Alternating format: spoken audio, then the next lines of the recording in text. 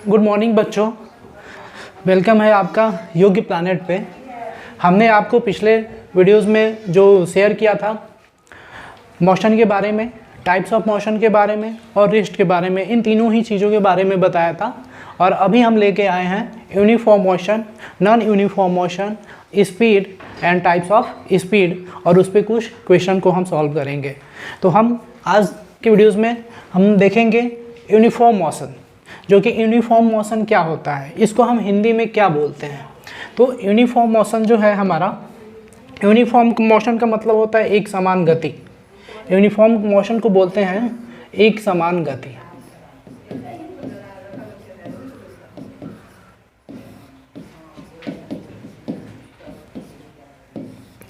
यानी जो हम मोशन पढ़े हैं, मोशन का मतलब गति, और उससे रिलेटेड आपका यूनिफॉर्म मोशन यानी एक समान गति।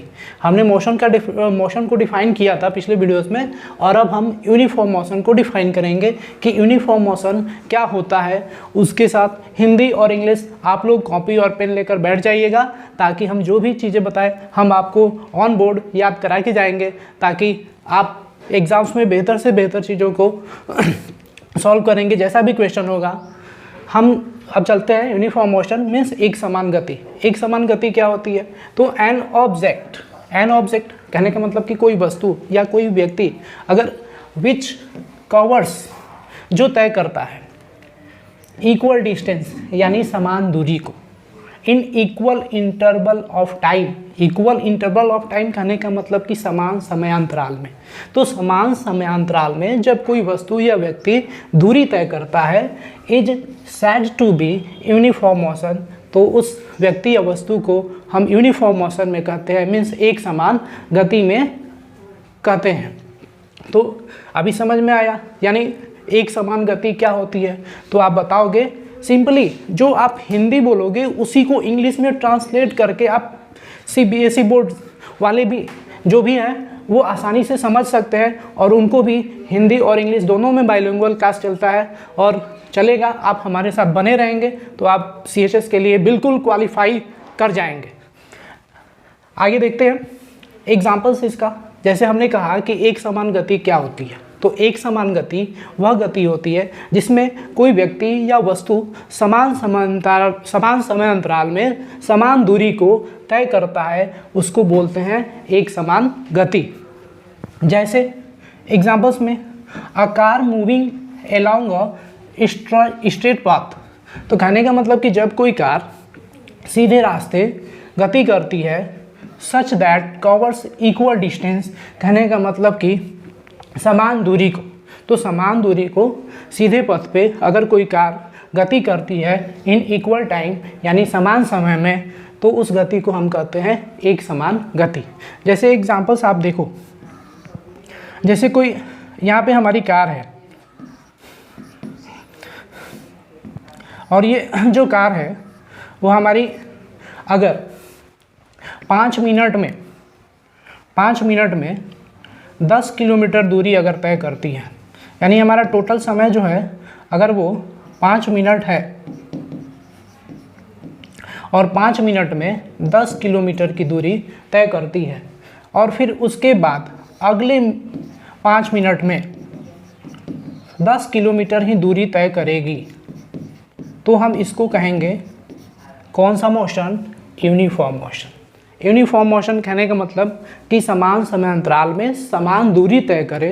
जैसे अब यहाँ पे 5 मिनट में 10 किलोमीटर गया, फिर 5 मिनट में 10 किलोमीटर, अगले 5 मिनट में अपनी स्पीड बढ़ा करके अगर वह 20 किलोमीटर चला जाए, तो ये यूनिफॉर्म मोशन नहीं है। इसको हम यूनिफॉर्म मोशन नहीं कहेंगे, नॉन यूनिफॉर्म मोशन कहेंगे, क्योंकि ये तो 10 मिनट समान समय अंतराल में समान दूरी तय की, लेकिन अगले 5 मिनट में वो अपनी स्पीड को क्या करके बढ़ा दे रही है, और वो कर दे रही है 20 किलोमीटर। तो इसका मतलब कि ये नॉन यूनिफॉर्म मोशन है, यानी असमान गति। तो अब हम नेक्स्ट टॉपिक जो पढ़ेंगे, यानी मोशन का यूनिफॉर्म मोशन, उसके बाद हम पढ़ेंगे, we will discuss now non uniform motion. Non uniform motion क्या होता है? तो non uniform motion uniform motion means एक समान गति, और नॉन यूनिफॉर्म मोशन का मतलब असमान गति। इसको हम बोलते हैं असमान गति। नॉन यूनिफॉर्म मोशन को। तो नॉन यूनिफॉर्म मोशन, असमान गति, असमान गति किसे कहेंगे? तो देखिए, इफ़ एन ऑब्जेक्ट मीन्स यदि कोई वस्तु या कोई व्यक्ति, इफ़ अ मैन या फिर if an object covers unequal distance, यानी अनइक्वल डिस्टेंस का मतलब असमान दूरी। तो जब कोई वस्तु या फिर व्यक्ति अगर असमान दूरी को तय करता है in equal interval of time, यानी समान समयांतराल में, तो अब यहाँ पे देखिए, तो समान समयांतराल में जब असमान दूरी को तय करता है तो उसे हम is said to be non uniform motion. उस गति को हम कौन सी गति कहेंगे?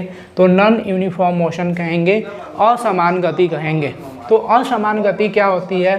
तो असमान गति हमने पढ़ा कि if an object covers unequal distances in equal interval of time, यानी यदि कोई वस्तु अगर असमान दूरी को समान समय में, समान समयांतराल में तय करती है तो is said to be non uniform motion. इसको हम क्या कहते हैं कि नॉन यूनिफॉर्म मोशन कहते हैं, मीन्स असमान गति कहते हैं। जैसे एग्जाम्पल में है आपके सामने, a car moving on a crowded street. जैसे एक भीड़ भाड़ वाली जगह पे, क्राउडेड स्ट्रीट में, इस भीड़ युक्त गली में अगर कोई कार गति कर रही है तो उसकी गति को हम क्या कहेंगे? नॉन यूनिफॉर्म मोशन कहेंगे। तो नॉन यूनिफॉर्म मोशन कहने का मतलब कि असमान गति।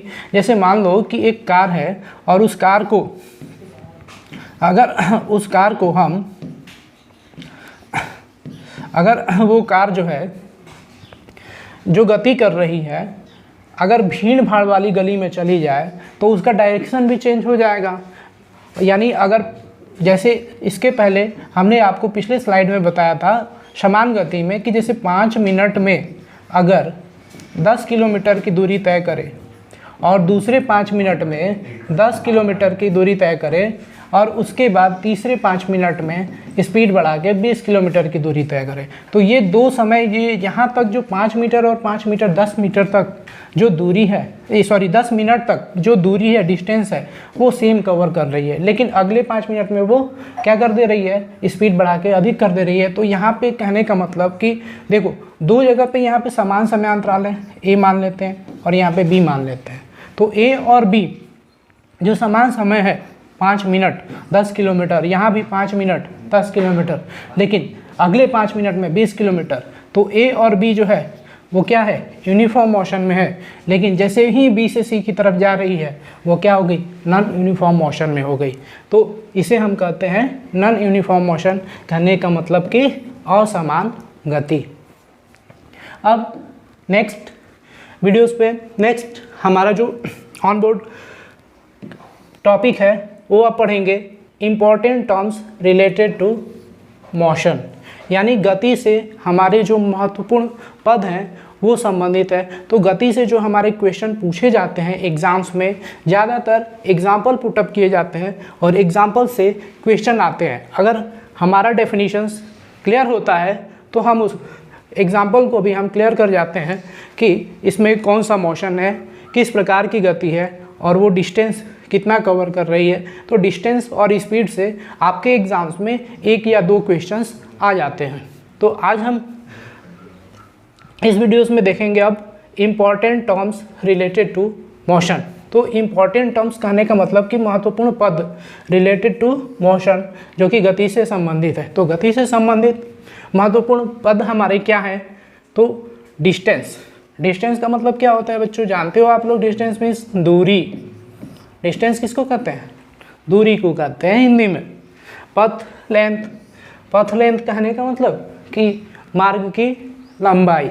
अगर कोई पूछे कि दूरी किसे कहते हो, दूरी किसे कहा जाता है, या मार्ग की लंबाई किसे कहते हैं, तो इसको अगर हमको डिफाइन करना हो तो बहुत से बच्चे जो हैं, बहुत से बच्चे आप लोगों में से ही बोलते हो कि दूरी किसे कहते हैं, तो दूरी का मात्रक मीटर होता है, दूरी को तो हम कैसे डिफाइन करेंगे।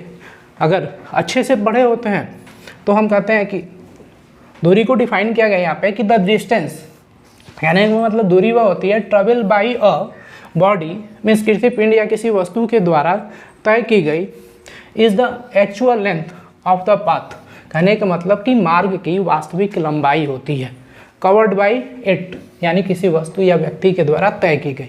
तो किसी व्यक्ति या वस्तु के द्वारा तय की गई मार्ग की वास्तविक लंबाई को ही हम क्या कहते हैं, दूरी कहते हैं, डिस्टेंस कहते हैं। तो ये आपको क्लियर हुआ पाथ लेंथ। तो अब क्वेश्चन आपके एग्जाम्स में क्या पूछा जा सकता है कि किसी व्यक्ति या वस्तु के द्वारा तय की गई मार्ग की वास्तविक लंबाई कहलाती है, यानी यहाँ पे क्वेश्चन आपका बन सकता है कि a body is the actual length of the path covered by it is called distance, speed, velocity. तो ये क्वेश्चन बन सकता है। तो इस क्वेश्चन को याद रखेंगे। कहने का मतलब कि डिस्टेंस क्या होती है, तो सीधा सा आप यहाँ से वर्ड उठाओगे actual length of the path. तो एक्चुअल लेंथ ऑफ द पथ यानी तय की गई मार्ग की वास्तविक लंबाई ही क्या होती है, दूरी होती है। अब इर्रिस्पेक्टिव ऑफ द डायरेक्शन, अगर दिशा के संदर्भ में कहा जाता है तो इन विच द बॉडी ट्रेवल्स, जिसमें कोई पिंड या वस्तु तय करती है, तो उसके संदर्भ में हमारे 3 जो है मोस्ट इम्पॉर्टेंट नोट्स हैं, और वो मोस्ट इम्पॉर्टेंट नोट्स आप जानोगे कि क्या होता है। तो मोस्ट इम्पॉर्टेंट नोट से क्वेश्चन आपके एग्ज़ाम्स में पूछे जाते हैं, पूछे भी गए हैं। जैसे दूरी के संदर्भ में, यानी कह सकते हैं कि respect of distance, questions is asked जैसे इट इज़, डिस्टेंस इज़, और उसके बाद फुल स्टॉप देके यहाँ पे फिल इन द ब्लैंक्स देके पूछ देगा कि कौन सी क्वांटिटी है। जैसे अब हमने बताया नोट्स में पहला कि it is a scalar quantities, distance क्या होती है, तो distance is a scalar quantity, यानी दूरी हमारी कौन सी राशि होती है, तो अदिश राशि होती है। क्यों होती है, तो डिस्टेंस में क्या होता है, मैग्नीट्यूड होता है, डायरेक्शन नहीं होता। अगर मैग्नीट्यूड के साथ साथ डायरेक्शन भी दे दिया जाए तो वो वहाँ पे स्केलर क्वांटिटी ना होके वेक्टर क्वांटिटी कही जाएगी। तो याद रखेंगे इस पॉइंट को। फर्स्ट पॉइंट है डिस्टेंस से कि distance is a scalar quantity, means distance क्या है, तो यह एक अदिश राशि है। उसके बाद सेकेंड पॉइंट एसआई लिखा हुआ है, तो इसका मतलब क्या हुआ, एसआई का मतलब हमने शॉर्ट फॉर्म में लिख दिया एसआई। तो एसआई का मतलब होता है इंटरनेशनल सिस्टम। क्या होता है बच्चों, इंटरनेशनल सिस्टम। इंटरनेशनल जो आप मेजरमेंट चैप्टर में पढ़े होंगे कि मेजरमेंट चैप्टर में जब किसी चीज़ को मापा जाता है तो हमारी 3 पद्धतियाँ होती हैं, MKS, RSI, CGS और FPS। मापने की 3 पद्धतियाँ होती हैं। उसके बाद जैसे MKS कहने का मतलब कि मीटर, किलोग्राम, सेकंड, इसी को बोलते हैं SI सिस्टम। अब यहाँ पे दूसरा होता है CGS, नाम से ही जाहिर है, अब मीटर को कन्वर्ट कर देंगे सेंटीमीटर में। अब यहाँ पे किलोग्राम को ग्राम में, और सेकंड ही रहेगा, सेकंड चेंज नहीं होता है, फुट, पाउंड, सेकंड। तो ये आपका S जो होता है वो किसी भी सिस्टम में बदलता नहीं है मापन की पद्धति में। तो यहाँ पे आप सेकंड नंबर आप बताओगे डिस्टेंस जो होता है, डिस्टेंस की SI यूनिट क्या होती है, तो डिस्टेंस की SI यूनिट जो होती है वो हमारी मीटर होती है।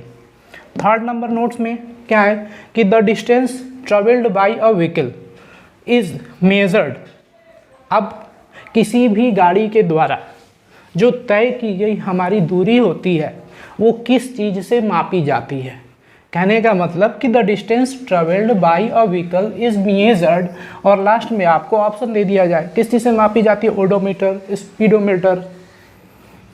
तो यहाँ पे आपको क्या बताना है कि व्हीकल की जो डिस्टेंस होती है ट्रेवल्ड, जितनी दूरी तय करती है उसको हम किस चीज़ से मापते हैं, तो बाई ऑडोमीटर।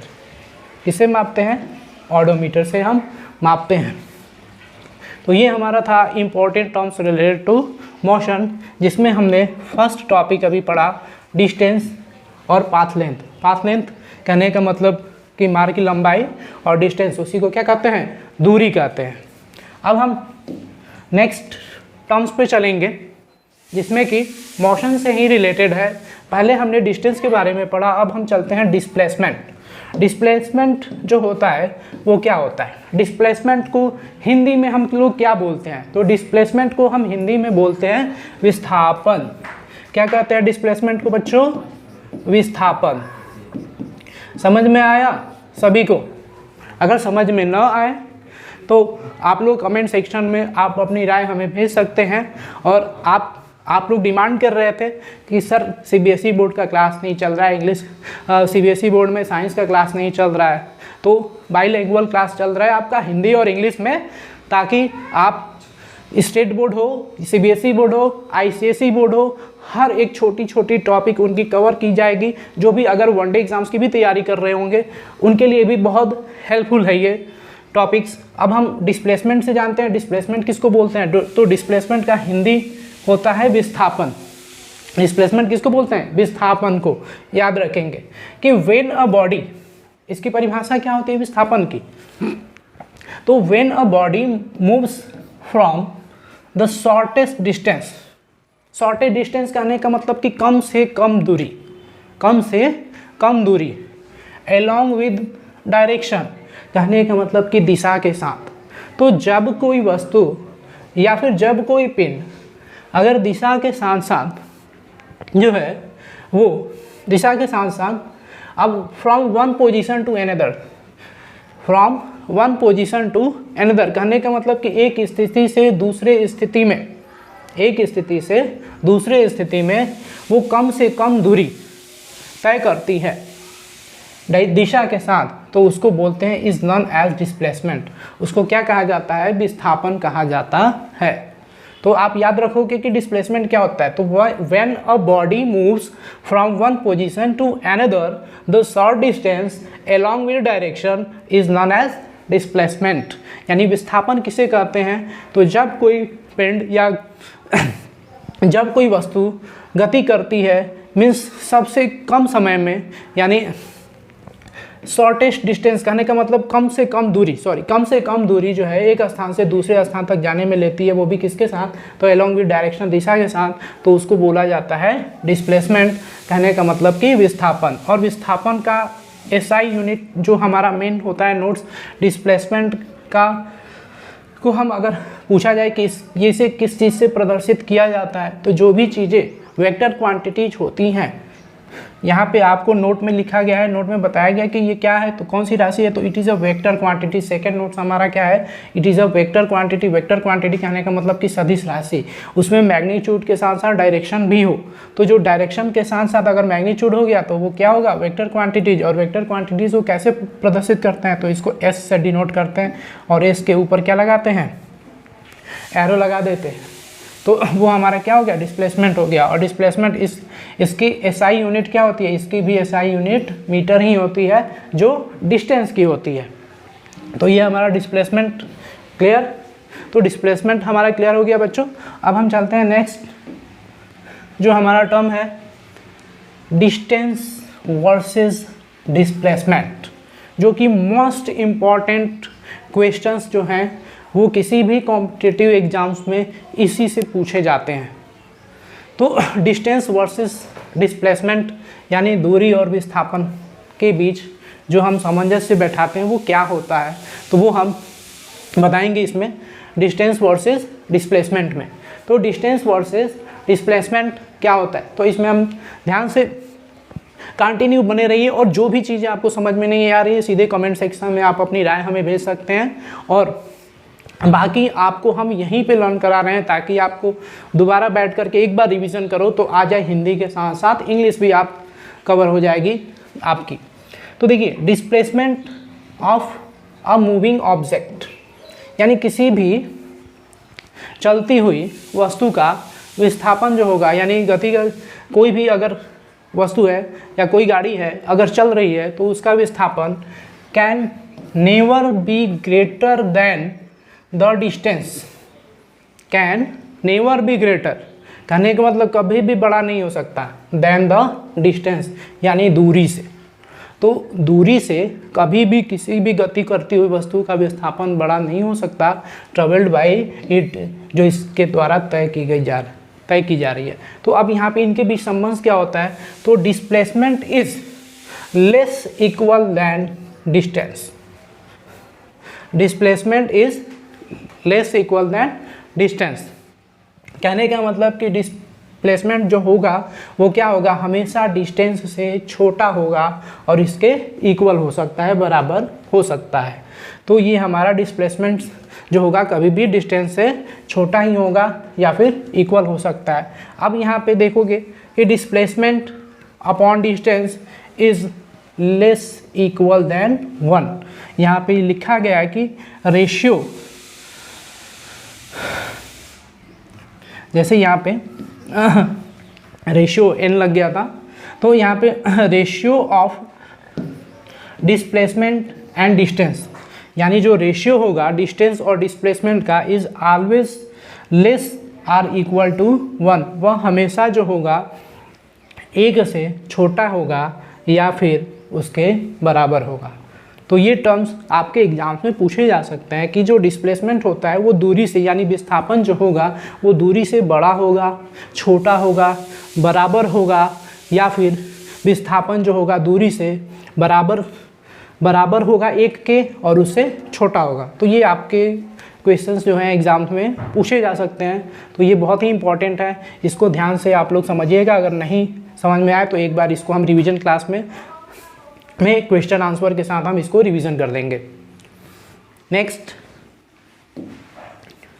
नेक्स्ट हम पढ़ेंगे सेकेंड और थर्ड टर्म, जो कि हमारा क्या है, डिस्टेंस और डिस्प्लेसमेंट से ही है। If a body moves along a straight line, कहने का मतलब कि if a body moves along a straight line, कहने का मतलब कि सीधी रेखा से साथ जब कोई वस्तु अगर गति करती है only in one direction, means केवल एक ही दिशा में, then distance and displacement will be equal, तब हमारी जो दूरी होगी और डिस्प्लेसमेंट जो होगा वो क्या होगा, बराबर हो जाएगा। कहने का मतलब क्या कर रहा है कि जब कोई वस्तु है अगर सीधे मार्ग में गति कर रही है, स्ट्रेट लाइन के साथ गति कर रही है, अपनी दिशा बदल नहीं रही है, only in one direction, means केवल एक ही दिशा में चल रही है, तो डिस्टेंस और डिस्प्लेसमेंट जो होगा वो दोनों इस दशा में इक्वल हो जाएंगे। कहने का मतलब मान के चलो कि सीधी कोई कार जो है जा रही है, अगर वो 5 सेकंड में 10 मीटर की दूरी तय करती है, 5 सेकंड में 10 मीटर की दूरी तय करती है, ठीक, तो सेम डायरेक्शन में जा रही है, तो 5 सेकंड में 10 मीटर की दूरी तय करती है और इसका डिस्प्लेसमेंट क्या होगा, तो वो सेम डायरेक्शन में जा रही हो तो डिस्प्लेसमेंट भी वही होगा, यानी दूरी के बराबर ही होगा, डिस्टेंस के इक्वल ही होगा डिस्प्लेसमेंट भी, क्योंकि सेम डायरेक्शन में जा रही है। अगर वही दिशा अगर बदल लेती, किसी दूसरी दिशा में इधर आ जाती, तो डायरेक्शन हमारा सेम नहीं होता, सॉरी जो डिस्टेंस होता वो हमारा सेम नहीं होता, डिस्टेंस और डिस्प्लेसमेंट दोनों में ही अंतर हो जाता। तीसरा टॉपिक, इसमें थर्ड नोट्स में हम क्या बताएंगे कि displacement of the object can be positive, तो displacement of the object can be positive, negative और जीरो। तो ये भी ध्यान रखेंगे कि जो हमारा विस्थापन होता है किसी वस्तु का वो क्या होगा, या तो पॉजिटिव भी हो सकता है, नेगेटिव भी हो सकता है और जीरो भी हो सकता है। हमारा पॉजिटिव होगा, पॉजिटिव नहीं होगा, नेगेटिव होगा या फिर जीरो भी होगा, लेकिन डिस्टेंस जो है वो कैन नेवर बी नेगेटिव और जीरो। वो डिस्टेंस जो होगा, दूरी जो होगी वो कभी हमारी नेगेटिव यानी नकारात्मक नहीं होगी, नेगेटिव साइन के साथ नहीं आएगी और जीरो भी हमारा नहीं आएगा जो डिस्टेंस होता है। तो डिस्टेंस, ये थर्ड टर्म्स जो हैं, तीसरा आप लर्न रखेंगे कि displacement of the object can be positive, negative और जीरो, यानी किसी भी वस्तु का जो विस्थापन होगा वो तो पॉजिटिव हो सकता है, नेगेटिव हो सकता है या जीरो भी हो सकता है, लेकिन डिस्टेंस कभी भी जीरो नहीं होगा और ना ही नेगेटिव होगा। अब नेक्स्ट चलते हैं, नेक्स्ट पे अब हम पढ़ेंगे स्पीड, जो कि दूरी हमने पढ़ ली, विस्थापन भी पढ़ लिया, यानी डिस्टेंस और डिस्प्लेसमेंट के हमने टर्म्स भी पढ़ लिए, और उसके बाद हम चलते हैं स्पीड किसे कहते हैं। कहने का मतलब जब कोई गाड़ी चलती है या आप भी चलते हो तो कहते हो, जैसे आपको कहा जाता है कि 5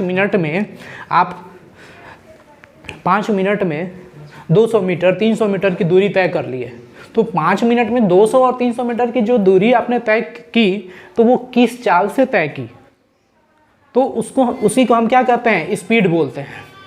उसको हम क्या बोलते हैं, स्पीड बोलते हैं। देखिए स्पीड को हिंदी में क्या कहेंगे, तो स्पीड को हिंदी में हम बोलेंगे चाल। क्या कहेंगे, चाल। तो स्पीड क्या होता है, speed of an object means किसी वस्तु की चाल इज डिफाइंड, कहने का मतलब परिभाषित की जाती है।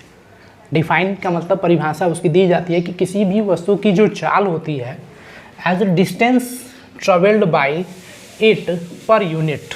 तो पर यूनिट कहने का मतलब क्या, एकांक समय में तय की गई दूरी को ही हम क्या कहते हैं, चाल कहते हैं, किसी वस्तु के द्वारा या व्यक्ति के द्वारा।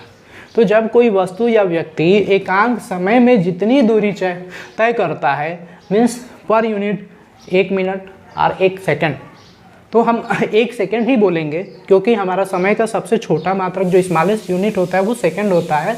तो 1 सेकंड में एकांक समय में तय की गई दूरी किसी वस्तु की क्या कहलाती है, चाल कहलाती है। यानी speed of an object is defined as the distance travelled by it per unit. एकांक समय में तय की गई दूरी क्या कहलाती है, चाल कहलाती है।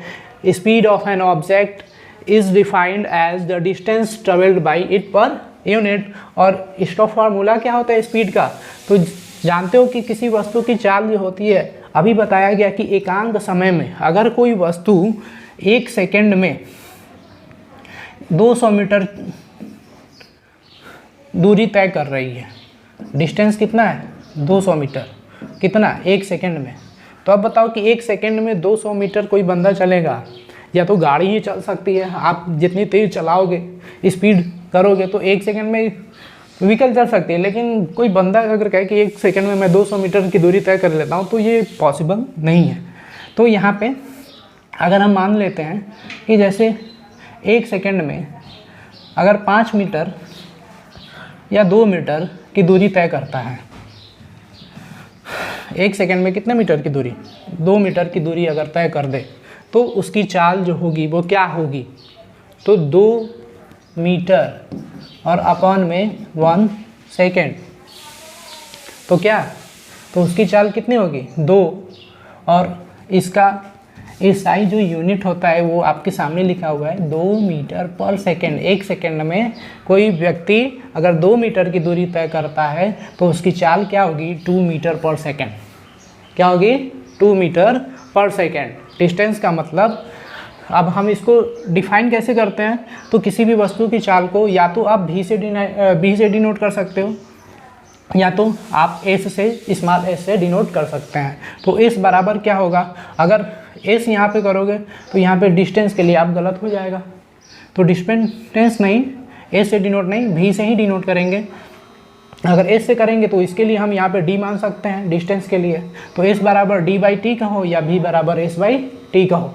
तो आप अगर v करते हैं तो v से आप लोग जानते हो कि वेलोसिटी को भी डिनोट करते हैं, तो कहीं कहीं किताबों में आपका v से भी डिनोट किया गया है। अगर हम यहाँ s से डिनोट करेंगे तो डिस्टेंस को d से डिनोट कर देंगे, तो स्पीड बराबर क्या हो जाएगी d by T means distance by time. तो इस तरह से हम बता सकते हैं स्पीड ऑफ एन ऑब्जेक्ट। अब इसके नोट पे चलते हैं। देखिए बच्चों, कुछ बच्चों का मस्तिष्क जो होता है वो थोड़ी देर लगता है समझने में और कोई जल्दी से समझ लेता है, तो उन बच्चों के लिए ये क्लास है जो कि आसानी से धीरे धीरे भी अगर समझना चाहते हैं तो उनको भी बैलेंस तरीके से मीन्स अच्छे तरीके से समझ में हमारी क्लास आने वाली है और आपको हर एक पॉइंट क्लियर करते चलेंगे। नोट, अभी स्पीड से हमारा नोट में क्या पूछा जा सकता है एग्जाम में क्वेश्चन, वो आपके 3 टर्म्स, कहने का मतलब 3 नोट्स हैं। और आप लोग हमारे टेलीग्राम चैनल से जुड़ेंगे तो टेलीग्राम चैनल में आपको हमारी PDF भी, जो भी हम नोट्स पढ़ा रहे हैं उसकी PDF आपको प्रोवाइड की जाएगी।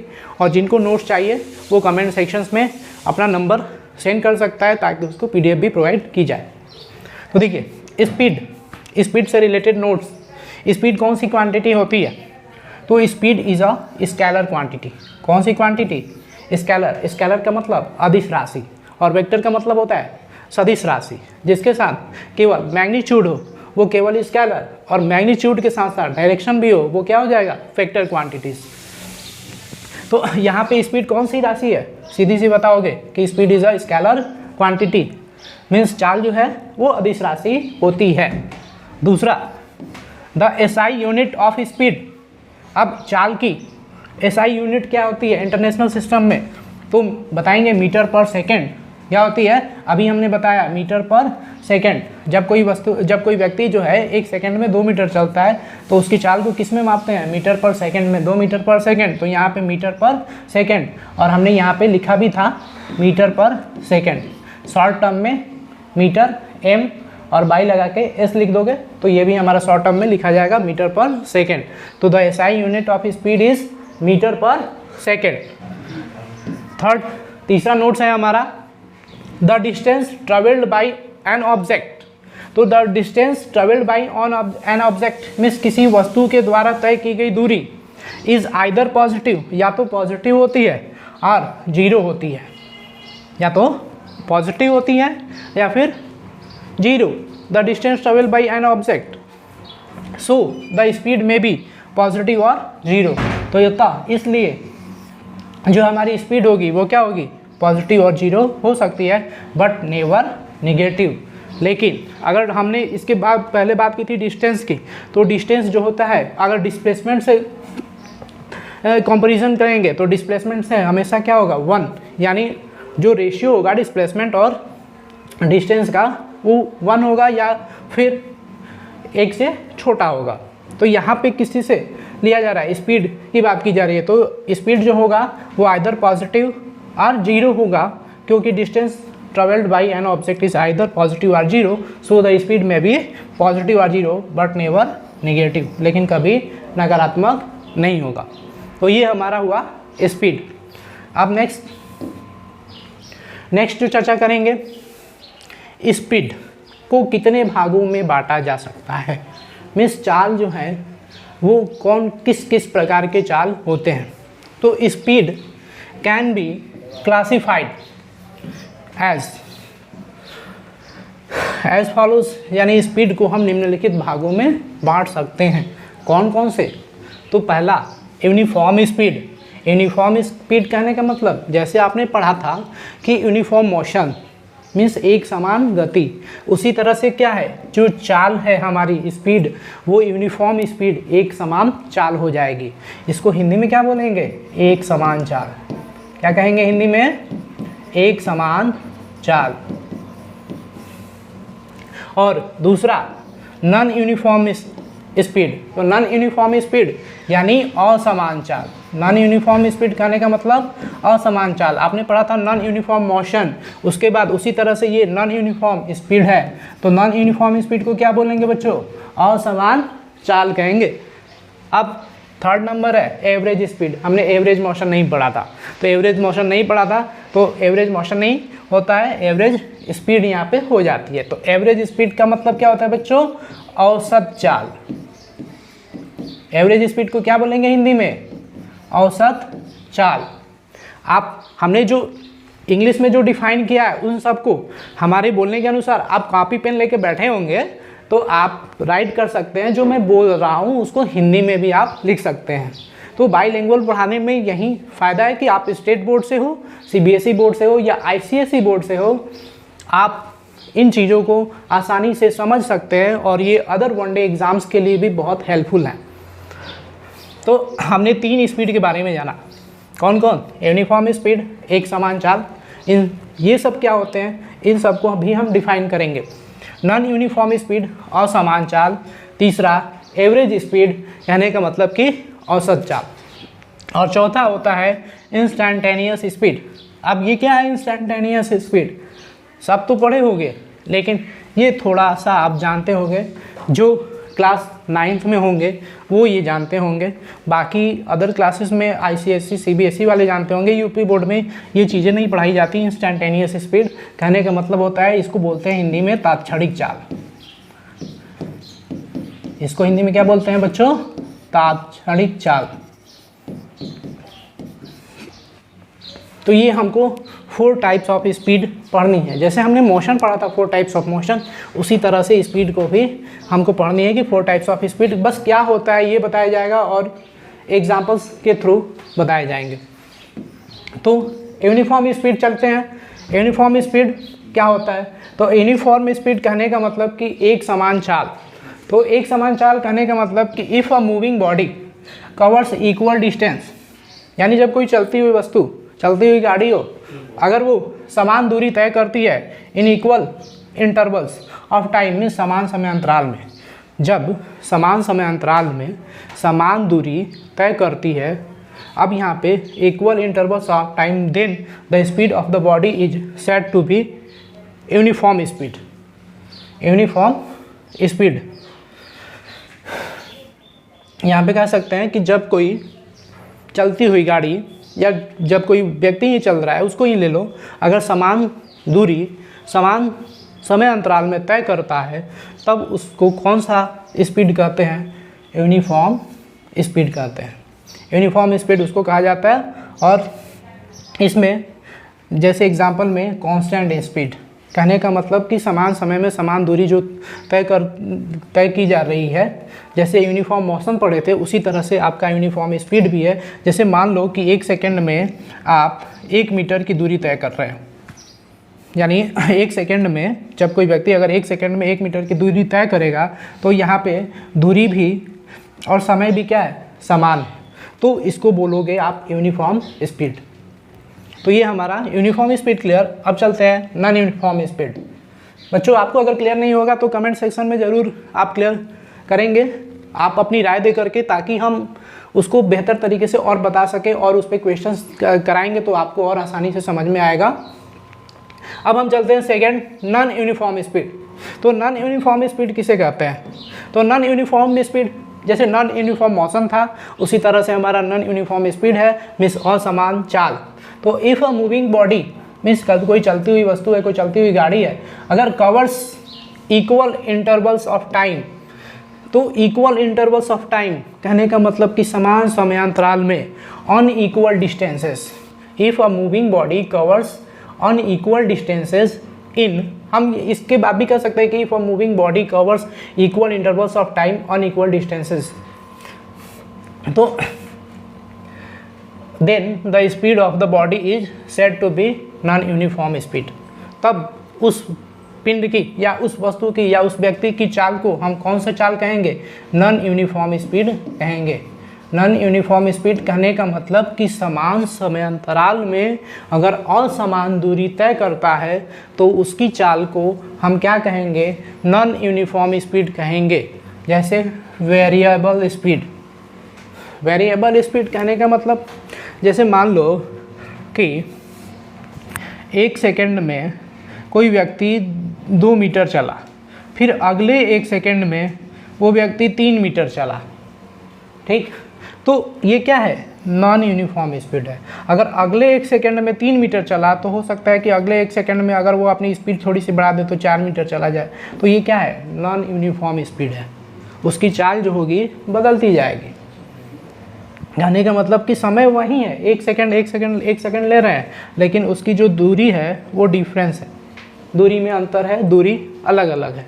तो ऐसी स्पीड को क्या बोलेंगे? नॉन यूनिफॉर्म स्पीड बोलेंगे। कहने का मतलब कि असमान चाल।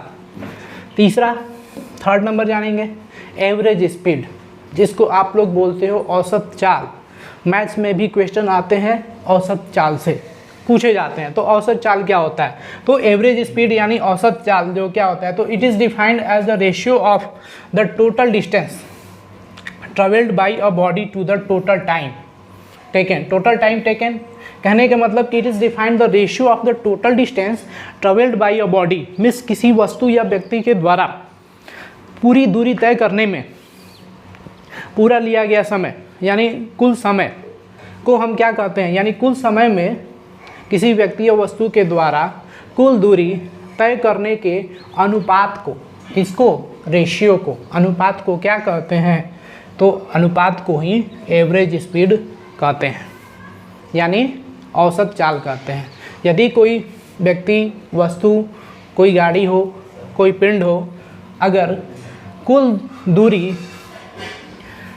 तय करती है कुल समय में, तो उसके अनुपात को क्या बोला जाता है? एवरेज स्पीड कहा जाता है।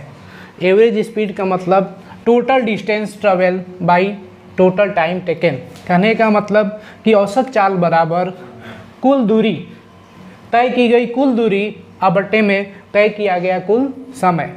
मान के चलो कि एक गाड़ी है, जैसे हमने यहाँ पे लिया, देखो एक व्यक्ति ही है, वो 1 सेकंड में 2 मीटर चल रहा है, फिर अगले 1 सेकंड में 3 मीटर चल रहा है, फिर अगले 1 सेकंड में 4 मीटर चल रहा है। तो अगर इसकी औसत चाल पूछी जाए तो क्या होगा?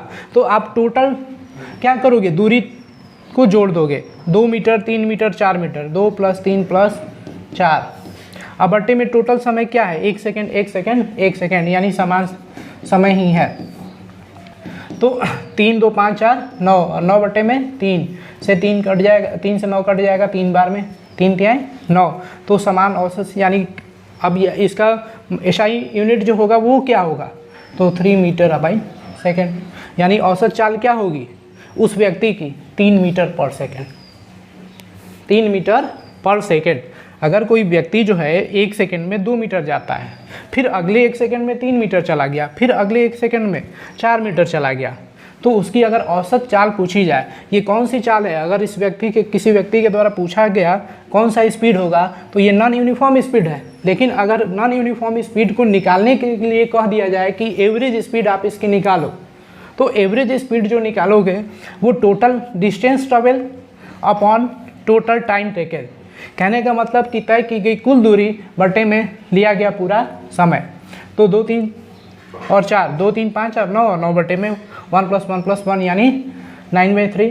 तो क्या आ जाएगा? 3 मीटर पर सेकेंड। ये हमारा क्या होगा? आंसर हो जाएगा। तो इसको हम बोलेंगे क्या? Average speed. अब नेक्स्ट चलते हैं इंस्टेंटेनियस स्पीड, जिसको हिंदी में बोलते हैं तात्क्षणिक चाल। इसके पहले हमने बताया तात्क्षणिक चाल।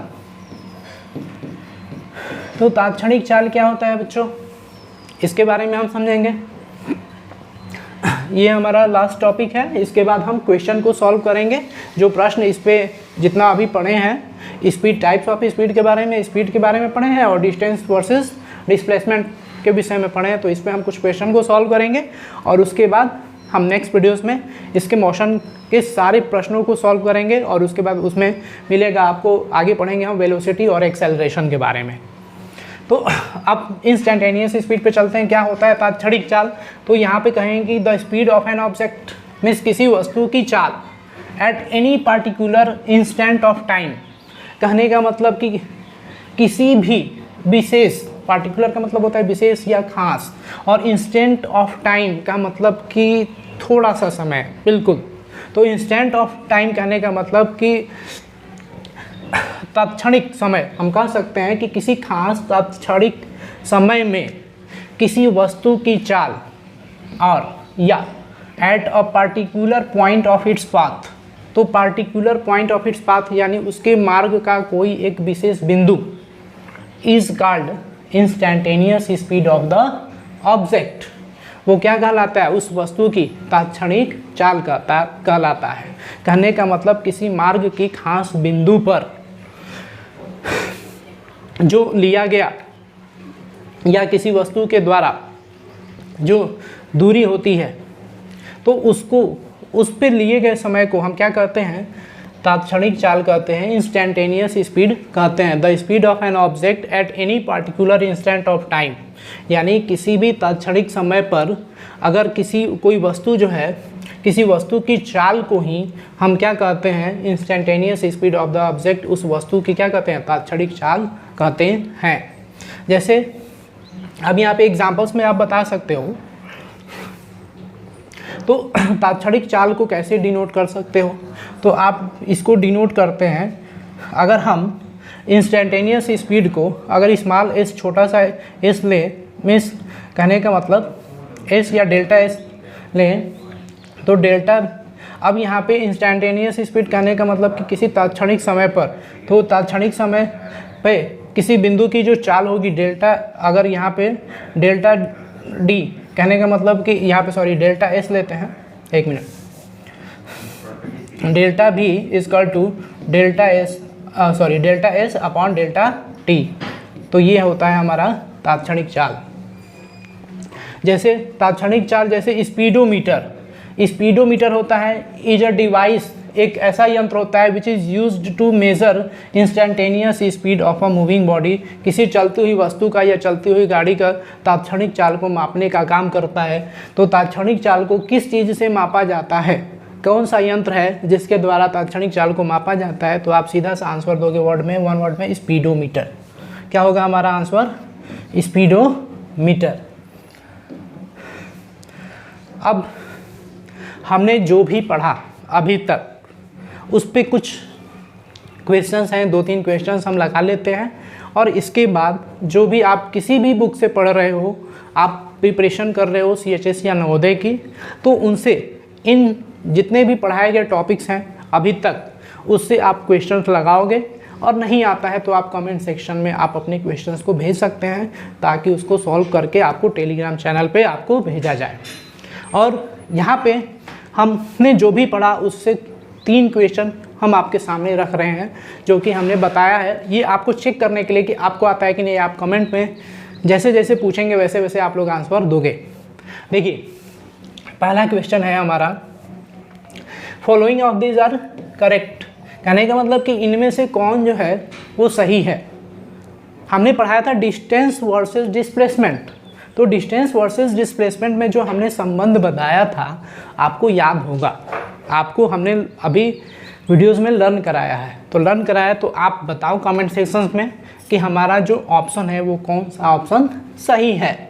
Displacement is less equal than distance, या displacement is greater equal than distance, या तीसरा displacement is equal to distance, और distance is greater than displacement. तो क्या आप लोग बता सकते हो? अगर बताओगे तो और बेटर रहेगा, आप लोग कमेंट सेक्शन में आप बता सकते हैं। तो हमने पढ़ा अभी कि डिस्प्लेसमेंट और डिस्टेंस में क्या संबंध है। तो हमारा पहला ही ऑप्शन सही है कि जो डिस्प्लेसमेंट होता है is less equal than distance. कहने का मतलब जो विस्थापन होगा वो दूरी से हमेशा छोटा होगा या बराबर होगा, और डिस्प्लेसमेंट और डिस्टेंस का जो रेशियो होगा वो इज़ लेस इक्वल दैन 1 के बराबर होगा। तो अगर वो होता, रेशियो वाला भी हमारा ऑप्शन में मिला होता, तो हम उसको सही करते, इसको नहीं करते। तो ये हमारा first question complete. First question हमारा कंप्लीट हो गया। फर्स्ट क्वेश्चन में हमने बताया था जो डिस्प्लेसमेंट और डिस्प्लेसमेंट वर्सेस डिस्टेंस में जो रिलेशन हमने बताया था। तो डिस्प्लेसमेंट और डिस्टेंस में क्या रिलेशन होता है? तो हमारा पहला है displacement is equal less equal than distance. अब दूसरे क्वेश्चन पे चलेंगे। We will discuss now on second question, speed is a. अब यहाँ पे क्वांटिटी की बात होगी। देखो, बहुत ध्यानपूर्वक समझना कि स्पीड इज अ। अब हमने बताया था कि वेक्टर क्वांटिटी और स्केलर क्वांटिटी क्या होती है, इसी में बता दिया था हमने। तो वेक्टर क्वांटिटी कहने का मतलब कि मैग्नीट्यूड विद डायरेक्शन। कहने का मतलब कि परिमाण के साथ साथ दिशा भी हो, और जो जिसमें दिशा ना हो उसको बोलेंगे स्केलर क्वांटिटीज। कहने का मतलब ओनली मैग्नीट्यूड। तो speed is a vector quantity, scalar quantity, both A and B, दोनों हो सकता है, स्केलर भी और वेक्टर भी, और नन ऑफ दिस, इनमें से कोई नहीं। तो आप किस क्वेश्चन पे जाना चाहोगे? इस पे। तो आप ऑप्शन जो होगा वो ऑप्शन आप लोग क्लियर करेंगे, बताएंगे, उसके बाद हम बताते हैं। आपने पढ़ा डिस्टेंस के बारे में। तो डिस्टेंस जब हमारा स्केलर क्वांटिटी होगा तो स्पीड भी हमारा क्या होगा?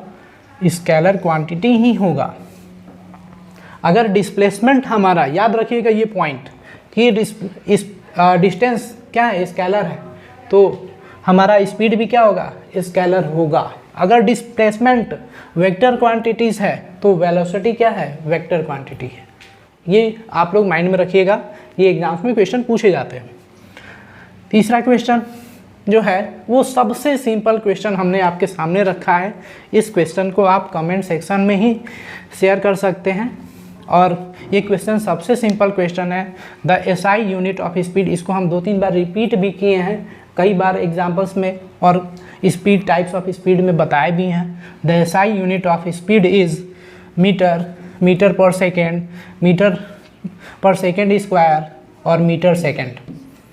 कौन सा ऑप्शन क्लियर होगा? जो भी ऑप्शन क्लियर होगा आपके मन में चल रहा होगा उसको कमेंट सेक्शन में जल्द से जल्द शेयर करें और हमारे टेलीग्राम चैनल से जुड़ें, ताकि आपको इन जो भी हमने पढ़ाया हुआ है उसका आपको PDF तुरंत प्राप्त हो सके, मिल सके, ताकि आप CHS एग्ज़ाम्स में बहुत बेहतर कर सको और आप योग्य प्लानेट के साथ इसी तरह कंटिन्यू रहें।